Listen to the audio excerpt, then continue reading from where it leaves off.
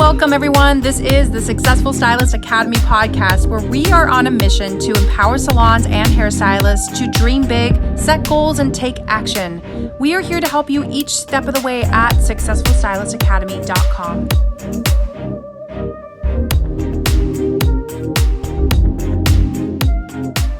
Hi, guys. Welcome to Successful Stylist Academy podcast. You are joining us for episode 14, Balancing Your Business as a Hairstylist. My name is Drea Letcher, and I am honored to be your host today. And I have joining me my friend and peer, an amazing artist in the industry, Dave Mazza. Hi, Dave. Hello. Good to be here. Stoked you asked me. It's going to be fun. It's going to be so much fun. Thank you for joining us. I would say that you and I probably met and became friends over hair, sushi, and hockey rivalry. Would you say that that's accurate? Definitely hair. Then there was a Sharks, Ducks. I'm a Penguins fan too, rivalry. But yeah, definitely hair. And all the other stuff kind of fell in line. Yes, good stuff. That's kind of like the little short version of that. And I would say the longer version is you and I worked for Joico together.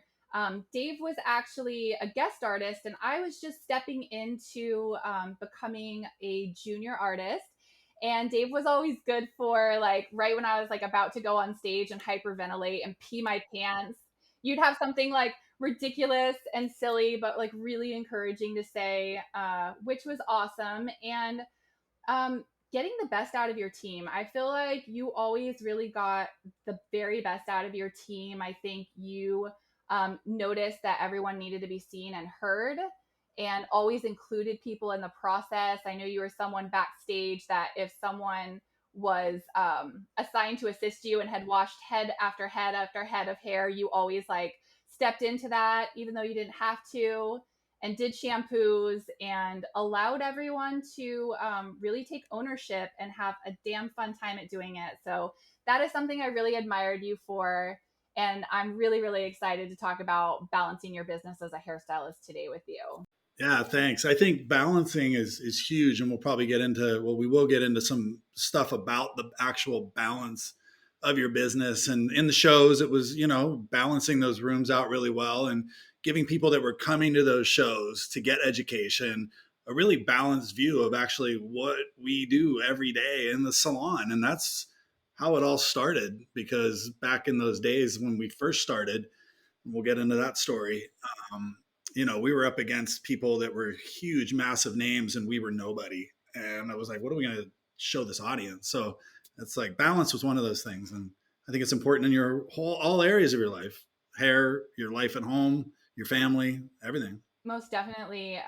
Well, before we get into that, I want you to like give us a little insight and maybe take us into like a little bit of a time machine to just, a little bit of a younger Dave. I'm pretty sure like a real like little bit of a pain in the ass when you were just stepping into adulthood, and what inspired you to be a hairdresser. I want you to brag a little bit. Don't be shy. Share some highlights in your career, milestones, personal and professional, just like all the goods. Yeah, cool. All right. Well, yeah, when I think about hair, and I'm old, man, I'm 53 now. So, I've been in this industry since 86 is when I went to beauty college. I would have to say, I mean, you can argue with me until if I'm wrong, but I think that in the 80s was probably one of the higher fashion music influences and art. And here I am in 84 getting my haircut at this salon with a little salon. And these guys, Wayne Edelstein and Nick Flyer, they worked for Alan Edwards. And if, we're talking to hairdressers out there, Alan Edwards is an incredible hairdresser, still works in the Valley in Los Angeles. And these guys worked for them or for him. And so they opened up their own salon, and I was getting my haircut there as a high school kid. And I was into punk rock. I was into skateboarding. I was into fashion. I was into all this stuff. And getting my haircut at the shop was just, it opened my eyes to what this industry really is. And here's these two dudes cutting hair, listening to really cool, like new wave music, and the traffic that was going in and out of there, and the overall culture of it just captured me. And at that time, we were going to a lot of punk rock shows up in Los Angeles at a place called Olympic Auditorium and Fender's Ballroom in Long Beach. And it was all about doing hair. Like we would do mohawks and we would put hair up in these like big giant Liberty spikes. And it was cool. And without realizing it was fashion, it was fashion. And that's kind of what opened my eyes to getting into the industry at first. And I came home, I didn't know what I was going to do with my life. And I was like, definitely not in the school. And I talked to my mom a little bit, and she was like, you know what, I think you should go to beauty college. And I did. I walked into beauty college and I loved it from day one. I mean, it was just quite an experience. And I can talk about the shows too that I first saw if you want me to get into that. Yeah, no, that would be awesome. First of all, way to go, mom. I love that. But yeah, just some shows and some highlights or milestones would be awesome. Yeah, so the first show I went to, I remember vividly, like it was yesterday, 1986 Long Beach. So Long Beach, if you guys don't know, was one of the biggest hair shows in the United States. Every single year, Long Beach, massive, massive hair show. If you're in the hair industry, that's the show you go to.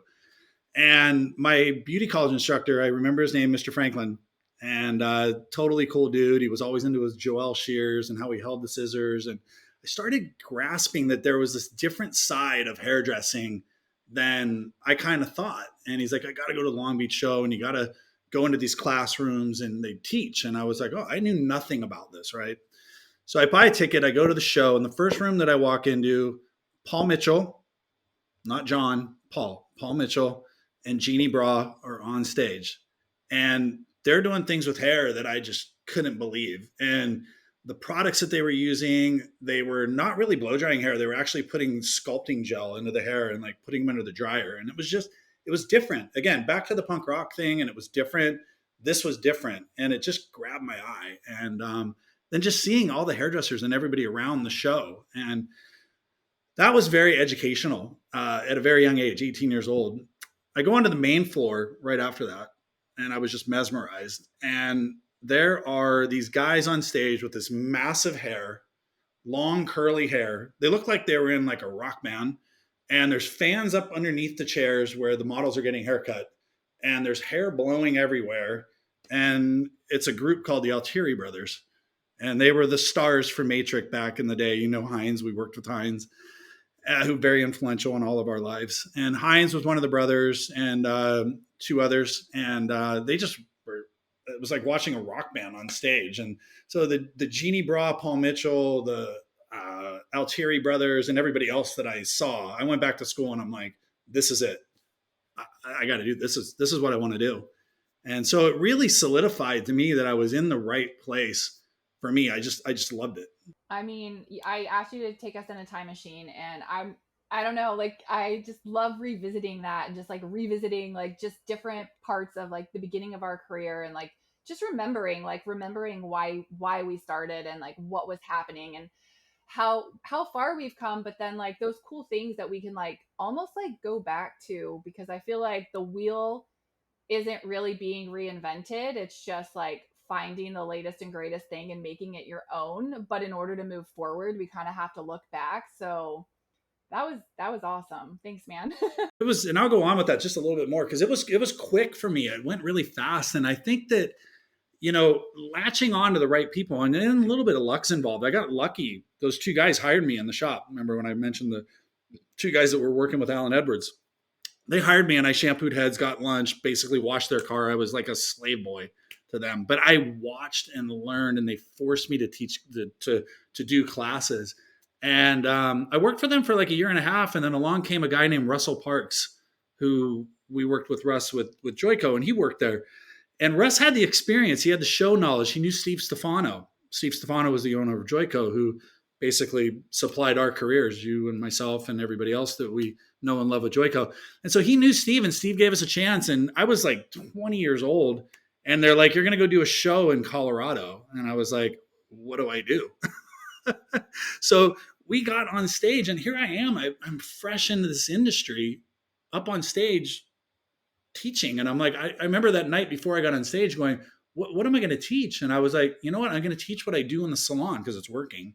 And that's kind of a highlight for me, really. I mean, be able to get that break really, really early on and, getting up on stage really, really early. And from then on, traveling all around the world, Japan and Australia and doing all these shows. And that's obviously how we met. So those are those highlights for me that stand out doing these shows and all of that. And you're being very modest too. I mean, those of you who haven't had a chance to see Dave on stage, I mean, it is pretty amazing to watch you create cutting hair. I think that was the thing I really liked watching you do the absolute most. Just going through the hair very fun but very methodically, doing it in a way that makes sense because we do need to be able to utilize what we're learning behind the chair. So really, really cool. I think that brings us up to date a little bit anyways. I know we skipped quite a bit. I know it probably felt like a little more happened in that time frame to you. But balancing our business as a hairstylist, I feel like we really do wear a lot of hats within our business. And as much as I'm a hat girl, those hats are like multiplying in a really, really rapid pace. And I think within our culture, it's really easy to find ourselves kind of exchanging effectiveness for busyness.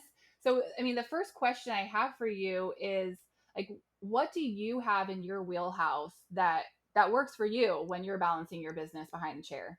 It's a great question. Balancing your business, and I thought about these things in my career, and balance is very, very important. And balancing my business, to me, it's learning the basics in hair. That's how that's how I balance my business and how I balanced my business in the beginning, right? So you get out of school and you're like, oh my gosh, you're so overwhelmed. You're looking at Instagram and you're looking at all these, this long hair and balayage and root shadowing. And then, oh, there's this dude that does men's hair over here. And then there's this guy that does bobs. And I'm just going to do this. Like, that's all I'm going to do. And it's cool to do that. But I think early on, and for me, balancing my business created a path for success. And I'll break that down. So balancing my business in the foundation of hair, foundational hair cutting, foundational hair color. And what that means is the basics, basic men's hair cutting, basic women's hair cutting. And that goes from long layers to short layers, basically three ways to cut hair. We got layers, we've got one length, and we've got graduation. And then it's what we do from there, right? And so how do we balance all those looks? Then we have a really good foundation to work off of. So that's balance for me, is foundational work in our business. I love that you said that and that you addressed that. I mean, I really do feel like looking at things on social media, they can be like inspiring, but they can be really, really overwhelming too. So just going back to those basics, I mean, you always learn how to break the rules once you know what they are, but being able to like reach for that once you've set a foundation, like it's always going to be there for you after that. Totally, 100%. Yeah, and I think that it's important for the younger hairdresser to grasp that. Then maybe, I was looking at Dom Dom on Instagram, and he was talking about how he specializes in haircutting, and it's great because in the beginning he was talking about how he did all these other things, figured them out, how these didn't work for him, but he's a seasoned hairdresser now, and he specializes in cutting hair. So, you can do that later. I think early on, I think it's good to be balanced out a little bit more. Nice. So in reaching for that like foundation, like in creating that foundation, like how do we like I don't know, like find this balance that you speak of? So like where would you look? Like what would you go to start laying that foundation? I know you mentioned like basic hair cutting. Like are there some resources that you feel like are really strong in helping to lay that foundation, especially for new hairstylists? Easy question to answer. I go to Hairbrain. I mean, this is not a plug for them at all, but I love Gerard. I love those guys, and they get it. They get it. And when I talk to young hairdressers in the salon, they're like, "Who's that?" I'm like, "Oh, you're gonna love this," because they go into the classics and they celebrate the classics and the modern side of it as well. And those are the hair cutters and the hair colorists that they showcase. And also, too, I go back into history. I go back into Sassoon. I go back into Gene Shakov, who Gene is the guy that they did the movie Shampoo from. Beverly Hills, real hairdresser. It wasn't just Warren Beatty, and they made this story up, and we go into our history and we dive into it. And there's a lot of really amazing history out there. And again, it's foundational. There you have it, folks. So if you're not checking them out, you are missing it. And yeah, history, like I always think of it as like my treasure chest that like sometimes I forget to like dig into. And then when I'm kind of at a loss for like what I'm going to create, or I'm feeling a little stagnant, it's like kind of digging into that treasure chest a little bit. Well, and I think too that I was thinking about, our talk and everything, and digging into like things and ideas. And it's like, okay, so let's go to fashion. Like, where does fashion come up with ideas? History. They go to history. So what's hot now? High waisted, a little wider, not so skinny jeans. What, those are new? No, they're not new. It's recycled with a different look, a different edge, a different model, and that's what we do in hair. It's the same thing. I mean, I'm cutting shags more now than I've cut in years. And luckily, I got in the business a long time ago. We were doing shags back then and mullets and things like that. So I have that foundation. That's why the foundation is important. So history's awesome. Yes, love it. For new hairstylists, but also I feel like sometimes as hairstylists, like we forget about our foundation. Like we get into like going through the day to day sometimes, and we're like a little bit on autopilot, or maybe we've picked up some bad habits along the way. There's a lot of pieces to our business in order to balance. Like how do you know, like especially as a new stylist, like what you want to invest like your time, your money, your energy into, like when making goals on how to balance and grow your business? Let's see. I think that we're talking about a new stylist, right? I mean, mostly new stylists. I mean, I feel like we all could use like a little refresher sometimes, or a little tweak like here or there, but mostly like new stylists when they see Instagram and you could like put your money here for education, or you could do this behind the chair, or you could do this for social media. Like, what are like, where, like, how do you know that you're like making those good foundational investments to start growing and creating a good solid balance for your business?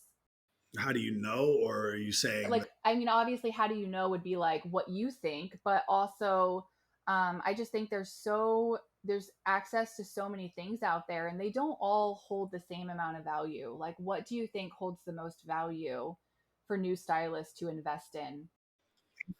I think, oh, man, I'm going to say something that might not be too popular. I think for new stylists, it's assisting somebody that's really good. So here I am, and I want to get into hair right now, right? I'm just going to start.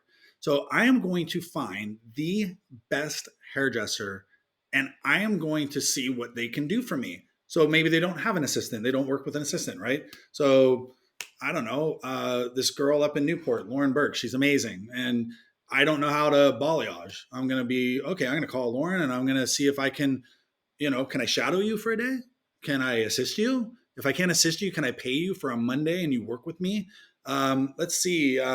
Drea is so good at graduated bobs. I'm going to look Drea up and see what I can do. And I think we have to play that part and do those things. Now, for the seasoned hairdresser, so assisting, working with somebody, being around really successful people that are good, not only with the art of hair, the timing of hair in the hair salon, because we're talking about behind the chair work, right? So there's a lot goes into that. Then the seasoned hairdresser, I, I mean, sometimes travel does it for me. Sometimes going to a concert does it for me. Like listening to music and watching how the performers perform and the music comes out. Then I go back to work and I'm inspired, or I take a vacation. You can, an art gallery for some, photography, looking through fashion magazines, things like that. Yeah, I mean that I 100% agree. Like that's where it's at, and why we're on unpopular subjects. No, I'm kidding. This is good stuff. But paying your dues, like paying your dues, taking some time to set aside to like have a mentor. I think sometimes in like this culture of instant gratification, and I'm a master at this or I specialize at that, but it's like what does that mean? Like how many hours are behind that? Like who went before you? Like who have you learned from? I think these are all things that sometimes can get forgotten in our culture of social media and just like the different platforms that we look at, because we put so much pressure on ourselves to arrive right now. And just really, I think always having a mentor. And once you get to a certain level for seasoned hairstylists, becoming a mentor. I know for me, I always have to have a mentor to grow.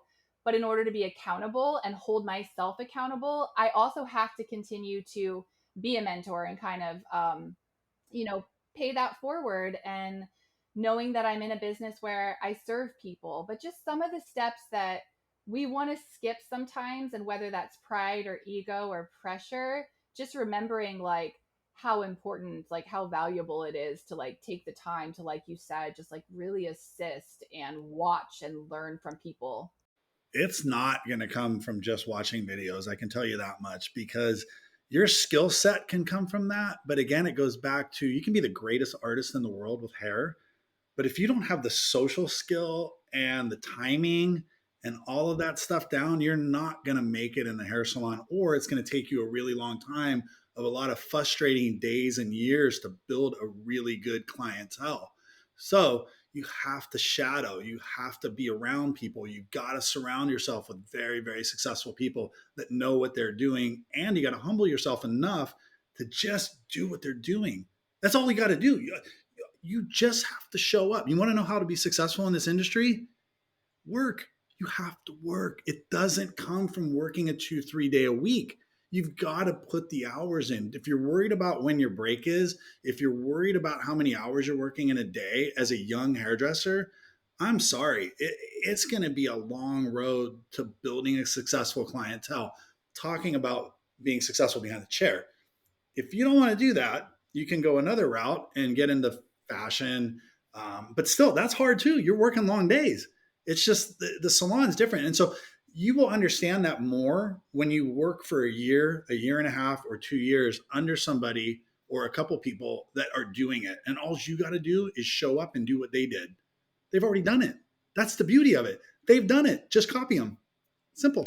Preach, 100%. So I want to kind of like dive into that a little bit further with you, because during our call, you actually mentioned pieces of a pie. And like, not only do I freaking love pie, but I was really into how you were breaking down like what a balanced hairdresser looks like.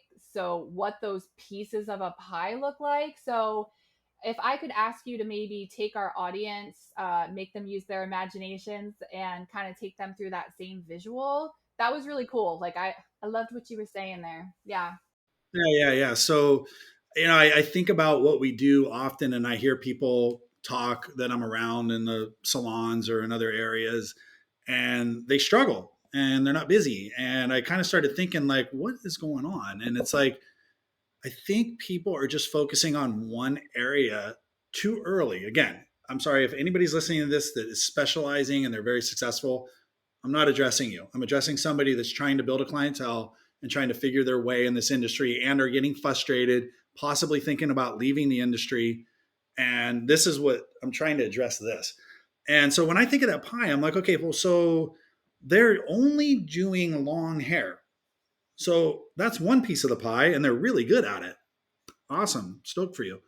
But the other pieces of the pie, for me personally, are long hair, men's hair, short women's hair, very progressive looks, very simple coloring and progressive coloring, um, foliage, balayage, things like that. That's my pie. And so when I think of a pie, I think of all of those things I just listed right there as each individual piece of the pie. And I think that when we think about that and talking about balance, as we were talking about earlier, that's where that pie terminology kind of comes from, is like, I want the whole pie because it's going to make me more successful. So let's just say I've got a day and I only have 3 people on my books or 2 people on my books, and 3 of them are colors, and I apply a color, and they're pretty basic colors. I apply a color. And so she sits for, 40 minutes or so, and a guy calls up and I do men's hair.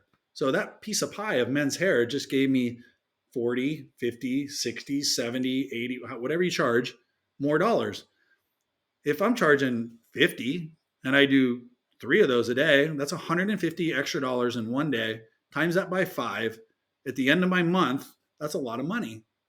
It's pretty good. And I've got time. I'm not rushing. I like it. I always want the whole dang pie too. So, another thing that you mentioned, actually, this was like during a message, and It really inspired me. We were just like catching up, and it was like, how are you? What's been going on? And you typed, I'm working a lot. I love being in the salon. And, after having the experience and the time kind of in that you do in the industry, I didn't want to just like look past that because that's really huge to me. So, can you share your secret with us on like avoiding burnout and like remaining inspired all this time?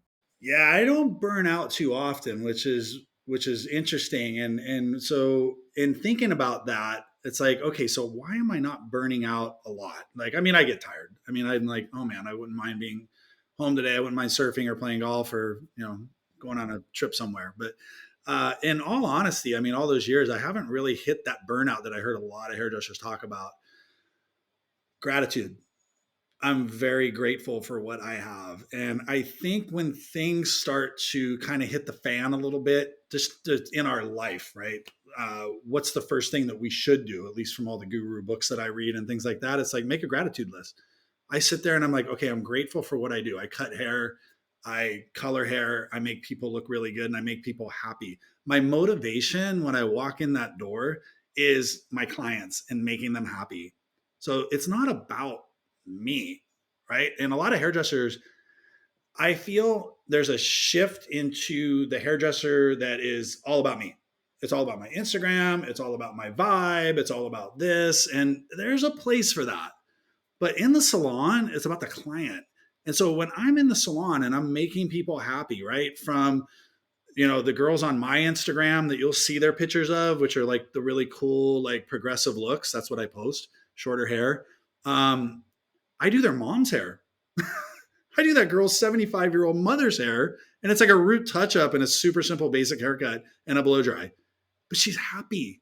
So that makes me happy, right? And so when I go home at night, I'm like, thank you for this day and for allowing me to do what I do. I'm grateful. I have gratitude. So it's important and to step outside of ourselves a little bit and understand what we're actually doing for a living, and again, it's about the client in the salon. It's about that client, and I think that helps us get through the day because we take the focus off ourselves, put it on that client, and that's why they want to come back. That's why they want to send us more people. That's how we get successful. That helps me avoid burnout is gratitude.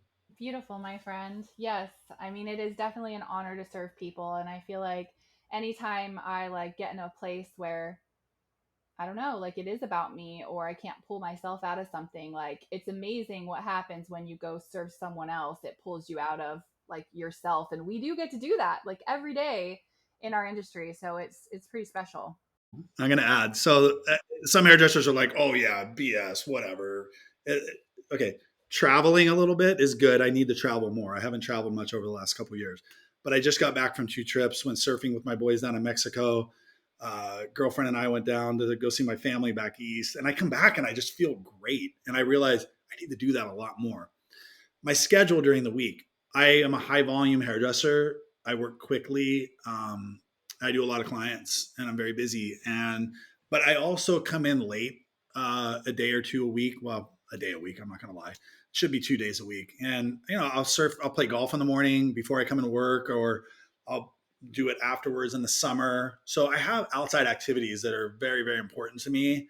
And, reading a lot and setting my focus before I go to work, giving myself a good hour and a half before I actually jump into the shower to get ready for work. My hair takes a long time to do. So that's like a 20-minute deal here. So, um, but I give myself a good hour and a half and I read. I read, meditate, kind of that kind of stuff to get my head centered and ready for that day. So that's important. I mean, hey yo, there's that balance again, like in all the things.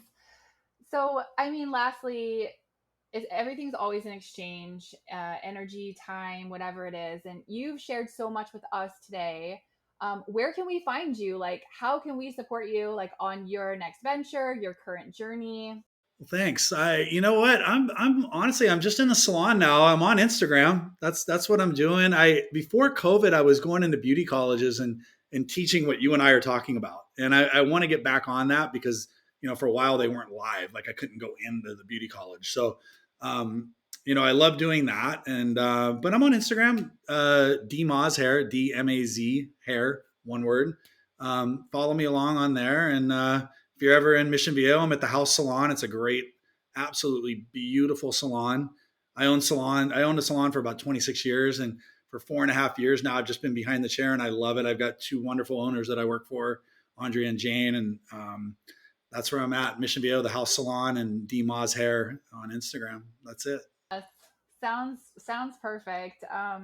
Thank you so much for like just holding some space with us, making time to hang out, share your expertise so much. And with that, like thank you also to our audience. I do know that your time is one of the most valuable gifts that you can give us, and it means a lot that you would choose to spend some of it with us on here on Successful Stylist Academy.